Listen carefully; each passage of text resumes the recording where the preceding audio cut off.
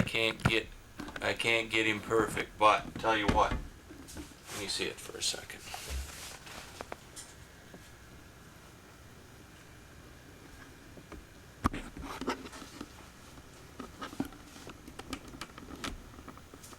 The camera's gonna slide back off Okay, that. there. That's about as good as I can get it. Okay. Want me to hold it there? No, that's good. We got about as Oh, good you a got picture as we can. But Wait. why don't you tell us, like, okay, who you, like, you guys, they're your boys and your sisters in Lanesboro. Now, what did you guys do after school? When we went for a while, I didn't do anything. I'll tell you, John, he left when he was 16. I hardly knew the guy. He was kind of ambitious. He was into something all the time. He wired the old barn, and when he was 14, and he did. Now, so when you were on the farm, he wired the barn? No, I mean, we had a barn back at the hotel, see? Mm-hmm. And he wired that. Somebody, we had to have colors, you know, and then at one end there we had wood in there, and somebody was stealing wood. Mm-hmm. So John, he wired it up so that when he opened the door, the light went on, and that they didn't lose any more wood. Is that right? And John ended up having an electronics shop in Austin? He had that practically all his days. And then he worked in a light plant, and he's only 14, and my dad went down there, and they didn't come home, and they're using a crowbar to stop that water wheel and all. Mm-hmm. So he took John home. He wouldn't let him stay there anymore. Mm-hmm. Yeah, it's kind of dangerous, you know. Got that big wheel, you know. He might have. Yeah. And then he pulled out when he was 16. It come a woman, and some relation to Ma there. She was kind of a big shot, lived up in Minneapolis. And John, he had to go. He says she had to come to Minneapolis, and she took him along. They didn't want to let him go, but anyway, he went. Why did she take him? She wanted to build him up, and she got him a job, and I know she sent him to school, you know, Mm-hmm. college. And, Where did he go to college? well, he went to college when I remember, he was in Winona. But then he was older then, but he lived in St. Paul. He lived with her for them and her and their husband there. And I don't know if my dad paid for his school or not. They might have, because they had plenty of money, that outfit. So they went to school, and he went to school in Winona, because that's where I went to school. Well, I suppose he went to school there maybe when he went to college, but he was in Minneapolis all the time. Mm-hmm. And he got good jobs up there. Had good jobs up there. He worked on the sewer line for a long time, and after he got some school there, he worked in the bank in Antler, North Dakota, for a while, and he had a cheese factory here in Minnesota. There, what's the name? He had one down in Plum City too, you know. Plum City, Iowa? And then Minnesota? he had one Wisconsin. Okay. up to the lake here in Minnesota, that big lake there. What do you call that? About the middle. Mille Lacs? Mille Lacs Lake. Okay. He had a cheese factory there. There's some big outfit that he had him in there, and he made run that for quite a while, and then they sent him down to Wisconsin, and they run that, and he was that. And then he had a grocery store down there too, and an oil station. He had something all the time, and then all television and radio. You know, he went into that. And where was that? And it's Plum City. Okay, because I remember going down there and seeing him one time. Now, how was Grandpa in the old days?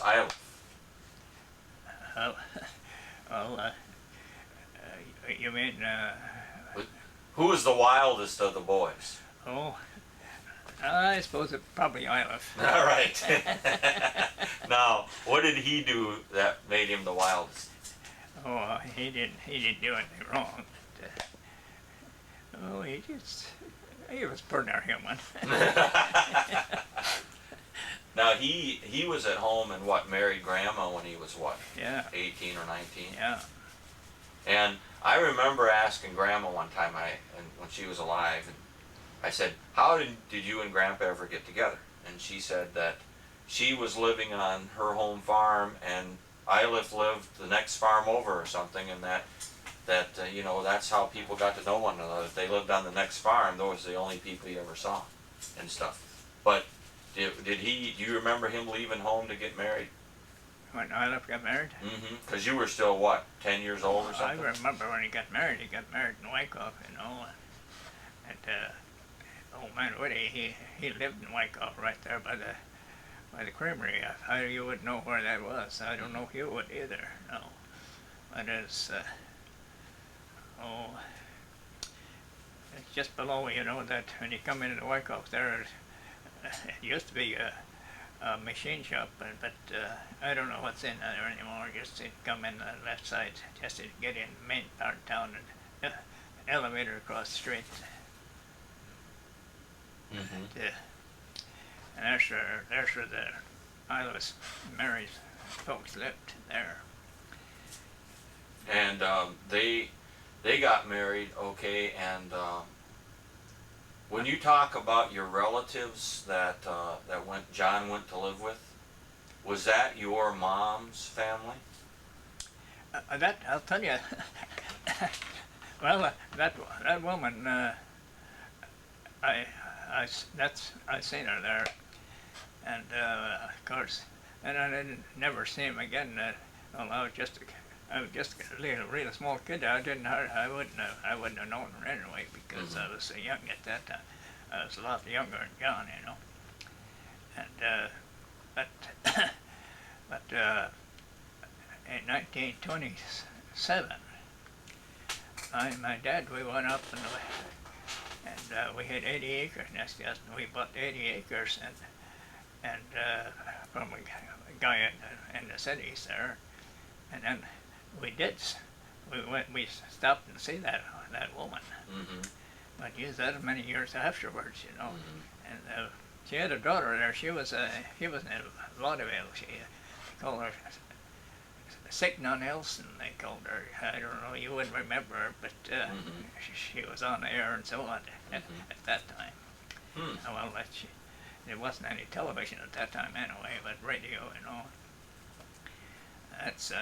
That's about all I know about her. But Well, like, where did your dad come from? Dad, he come from Norway, but he was only a year old when he got here, so he didn't know anything. But Ma, she was 10 years old. When she came from Norway. And God, and the ship to come in, it was either 300 or 500 that's all it held. Mm-hmm. And it took them 3 weeks to come across. Was this what? This would have been in the 1800s, 18s. Well, that was when she come across 83. 1883. Yeah. But God, you know, she knew everything. She says icebergs. Mm-hmm. They stood in one place for 3 days. They didn't dare to move because on the icebergs. And Oh. and fog you couldn't see, you know. Was this a steamship, I suppose, or? There was steam, yeah. Yeah. And they had to sit there for 3 days. They sat there for 3 days. They just kept the blowing the whistle so no other ship would run right to them, you know. Jeez. Yeah. They didn't never do that in the Navy when you were in there, did they? And then she remembered, she told them about stopping in Ireland. And they took out a few more in Irish. Mm-hmm. And she says, so my granddad, they wouldn't let the women and the men, they would kept them parked on the ships. They wouldn't let them get together again. Even if they were married. So my dad, he went in for the women where his wife was, you know, and so on. The old Irish woman, she come up, she made a hell of a fuss, and he says, my granddad couldn't talk English, but he could say one thing. He told her, "Kiss my ass." And this is 1883. Yeah. All right. Now what? Okay, so he was. Your dad was a Bothun, and your mom was what? What was her maiden name? What is that? Your dad's last name was Bothun, Yeah. and your mom's last name was Hyam. Hyam. Yeah. Highum. Well, they spelled it Houim. Houim. Oh, that Yeah. must be. Hyam, they called it. And that she was.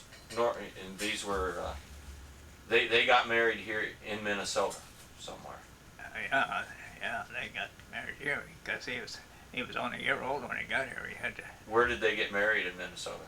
in Lanesboro. The Methodist Church got married in. I guess when you come out of Lanesboro, going into Brooklyn, you know, Mm-hmm. up that hill there's a church right there, right there. That's where she was married. Let's see. Yeah. So then you had John who went up to Minneapolis, and Grandpa got married, and then who? The next oldest was Benny. John and I lived in Benny. Okay, then what was Benny doing at that time? What did he do after high school? After he didn't go to high school. How long did he go? Well, in 8th grade. Uh-huh. So what did he do after 8th grade? He stayed on the farm? Well, we farmed all the time. Mm-hmm. Yeah, we farmed us. That's all we ever did. Mm-hmm. And who was next in line after Benny? That'd be me. Okay, and then Myrtle's after you? Ella next, and then Myrtle. And so what did Ella do after she got out of school? Well, she was home till she got married, and so was Myrtle. Mm-hmm. And Myrtle married Milton Shaw, and did he live right down on that same farm when he was a boy? That Milton's farm? Let me see. I'm not so sure. He might have been born before they moved on the farm. Mm-hmm. I think he was born. I'm not sure though. Because, he come from Dakota, and the way I understood old man Shaw, we moved down at 13, and he told me one time that they moved in 1912, so they'd only been there a year before. But I believe Mont was. I believe he was. Well, let me see. Yeah, he must have been born on that farm. Mm-hmm. Because Ollie is younger, and and I remember it wasn't long before she was up and around. And I know old Shaw he had a lot of milk cows, see. Mm-hmm. And I remember Ollie was only 4 years old. She was out there milking cows. Is that right? Yeah. By hand? Yeah. And he moved out, and them kids so old, and he left moved to South Dakota back in 1917. Mm-hmm. And they had that flu epidemic, all around at that time. Mm-hmm. And he died at that time, the old man Shaw. And then his wife moved back to Fillmore, and she lived in Fillmore after that. Well, she lived on the farm, and the boys run the farm for quite a few years. When did you guys move to the farm there by Thorson's, your last farm? We moved down there in 1919. Okay, and so when you got out of, you started farming, helping full time. Your dad probably a little bit. By the time you moved to that farm, you were farming first full time yourself, right? No, we didn't really take over the farm until 38. But were you working on the farm back then? Yeah, we run the farm, but everything was my dad's, And, well, like fella says in the 30s, you're lucky to have a job. Yeah. So, and then we had plenty to do as far as that's concerned. But then when when did your dad die? When he died? Mm-hmm. He died in 53. 53. But you guys took over the farm and yourself, yeah. you and Benny in 38? We took over the farm in that we run it by ourselves at 38. Mm-hmm. That's when we started by ourselves. And that was just you and Benny from Yeah. 1938 on ran that farm. Yeah, That's amazing. And actually, you were working on it from 1919 but it on. wasn't our farm yet. No. We hadn't bought it yet. But No, but wow. So then you guys moved off. You guys were there for 30 some years, and then you sold and moved to this house in what year? we bought this house in December. Well, we bought it in November, but we moved in here December the 2nd, Mm-hmm. 1975. 75. And how much did you pay for the house? We paid 15,000. 15,000. Yeah. Wow. And this is I'll get a shot of it when I go out because it's a nice brick house. For myself, if I had to live in it, I wouldn't trade this place for the best place in town. No, it's Oh, a nice, yeah. it's a nice place. Well, God, there's so much going on here. Time goes awful fast for me. Yeah. And if I'd have been a couple of blocks up, I wouldn't have been satisfied at all. So this place to me is worth more than any place in town. Yeah. now what place, when you look back at all the places you've lived, like the farm and that, do you consider to be the best place you ever lived? Well, I lived on this last farm, and we lived the longest, I lived there from 1919 till we moved off there in 74. So now, also, I remember you and Benny telling me when you were back, probably in the 20s, you guys were playing baseball for a Wyckoff team, and you guys went to the World Fair. Yeah, we played. Yeah, we was playing with the Wyckoff team at that ITA. They call it. We went to Chicago, well, we played at Fillmore too, and other Wyckoff had another one, but all three teams were good. Now, you guys back then, what position did you play? I played field all the time. Outfield? Yeah. How about Benny? He played outfield. Okay. So who batted first, you or Benny? Well, I'll tell you, I was leadoff man most of the time. You were leadoff man, and where did Benny bat?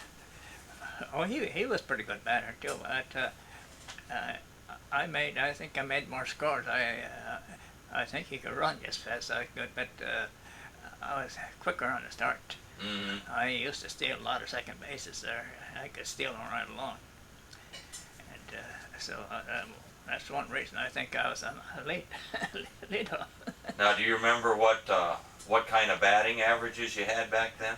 Well, it was hard to. Many years there, we played the hell. You just marked down where to play, and that's about all you knew. See. Oh, I see. So, but, They didn't keep track of that. yeah. So we didn't have much record, but well, we had pretty good records the last few years. But So how young were you when you started playing on that team? I was 17. And then how long did you play on it? How old were you when you quit playing? Well, I'd be. I played a little afterwards, but really after the World's Fair, I didn't play much of that 34. Of 1934. Yeah, I didn't play much of it, but we played a little bit. But then At your age of 34 or in 1934? in 1934. Okay, so you'd have been 30 years old then. Yeah. So you played from age 17 to 30. Yeah. And when you went down there now to the World's Fair, I take it this was something where, you were playing against, these were all amateur teams. Yeah. But you must have been pretty good to go down there. Oh. Well, I'll tell you, in the 40s, we played ball, and people didn't have the money to go any place, and we played ball, and we collected a little bit. I don't know how much you charged, 15 or 25 cents probably. Mm-hmm. And we had $400, see, so. From one game? And I mean, that's what took us to Chicago. Oh, I see. You guys collected. We hired a school bus from Grand Meadow, and he took us down to the fair and back. God, that was really worked out fine. Glenn, his name was, and he had somebody, some relation in Chicago. He was a preacher, and God, you know, that preacher, he got rooms, places for us to stay in Chicago. And when we got there, we was already fixed up to get in there.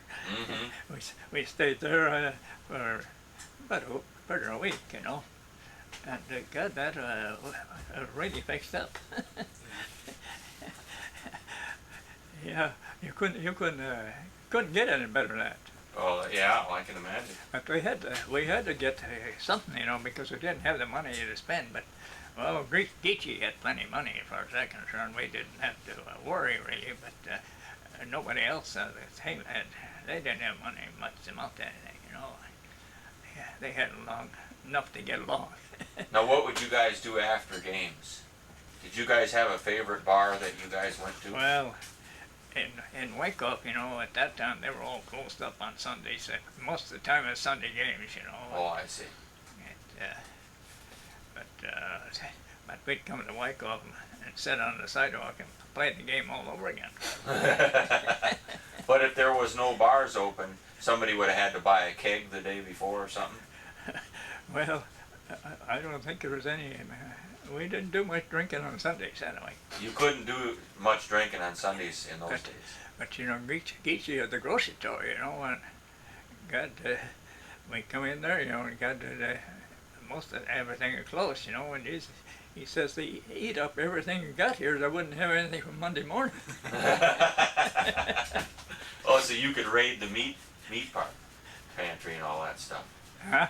You guys would go and get a bunch of steaks and stuff and hamburgers and.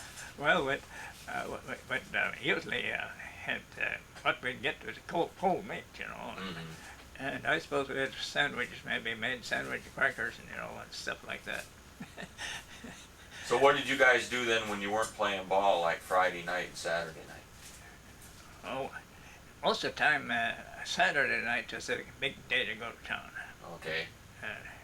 Otherwise, we didn't go to town much at nights at all. You know, we had, well, most of the time, you know, we didn't have a car. Well, the first car we bought was in, well, we bought it in the early 20s, but I don't know, we didn't hardly ever went out nights, you know, much them days. So what would you guys do on a Saturday? What time would you come into town? Oh, it'd be pretty late because later on we had a lot of milk cows and had a lot of chores to do, so it'd be usually pretty late when we'd get to town. Like what, 9, 10 o'clock? Oh, it'd be after 8 anyway. Mm-hmm. And then what would you do when you got to town? Oh, we'd go to the beer joint like the rest of them. Now, that was you and Benny, basically? Yeah. But after you guys got a car and stuff like that, I mean, by the time, the 30s came along. Oh, we went to town quite a bit after that. Yeah. Went to town daytime too quite a bit after we got a car. Well, we didn't go too much in the cars we had, but we had a 28 Chevy. We bought that. That was pretty good. And we bought that Plymouth. We bought that brand new in 29, but we had hard luck with that, you know. What happened to it? Well, we come up a big storm and goddamn creek come up, see, and so we had a lot of machinery along the road, along the creek, so we're going to pull that machinery out. We had the bumper there in the car, you know, we hooked that bumper in the horse machinery, you know, and pulled it away.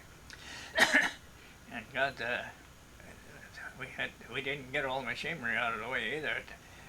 Goddamn creek come up and Benny was running the car and I was putting them nickels in and pulling the machinery out. Mm-hmm. God, to look back and God, the water, I could see it around the corner coming. Mm-hmm. Hell, it was that high at one time. Wow. And Jesus, I says to Benny, get out of here. I says, to get out, he could get out of the car. Oh, he says, I think I can hold her to the brakes. Jeez, and that water hit, took the car. I seen it come, the big tree there. I got back there, and the water way up my neck like that. And I rolled over in the creek, the car, and she led on the side against the tree, so he could get out of that door, but he did get out, and he went up that tree. Yeah. So that kind of wrecked that car. We kind of fixed it up and drove it a while, but it was never any good. Yeah, Bill Shaw, so he was in there too, but he got out and walked. It was going to go in, then the water was so high, and then he lost his glasses, and he walked right into the creek. and that he went down the creek below the house there, and there's a tree there. Oh hell, that limb was under, well, all you can reach from the ground anyway. And he caught that limb. And after the water went down, we come down there.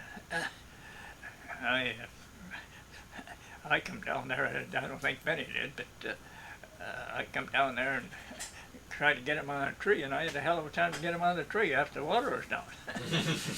He was just so, and he shook. He shook to put him to bed, and the old bed kept on the shaking just like that. He didn't know what had happened at all. Oh.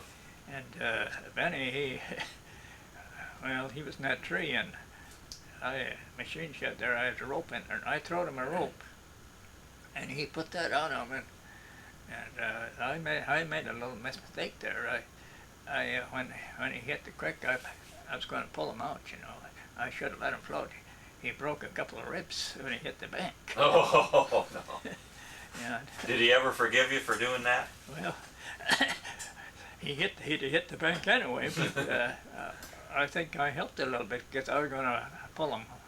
If the bank hadn't been there, it worked all right. But anyway, he hit that bank and he broke 2 ribs. So we didn't get much out of that Plymouth. Now after, you had guys like Grandpa's kids, right? Like Everett and Irvin and Merle and all those guys like that. Do you remember any funny stories about people like Everett and Jerry and Dale and those guys? I mean, did you guys, did they come out to your farm quite a bit in the old days? Well, Irvin was out quite a bit. He stayed on the farm with us not an awful lot, but he stayed out there, and Jerry and them, they was never out there. But Dale, Elroy, he was out there a little while, one summer, a while. Back in the 40s or something like that? Merle, he never come out. He never stayed overnight any time. He was out there one time. That was later on. We was shelling corn, picking corn, and we had to shovel corn. And he was out there one day and shoveled corn into the elevator one day, and he didn't even stay that night. I told him we had to do chores. I told him I'd take him home after we got chores done. But he pulled out and he walked all the way home. To Chatfield? Yeah. He walked all the way to Chatfield from that farm? Yeah, he did. He'd never stayed at our place. He never.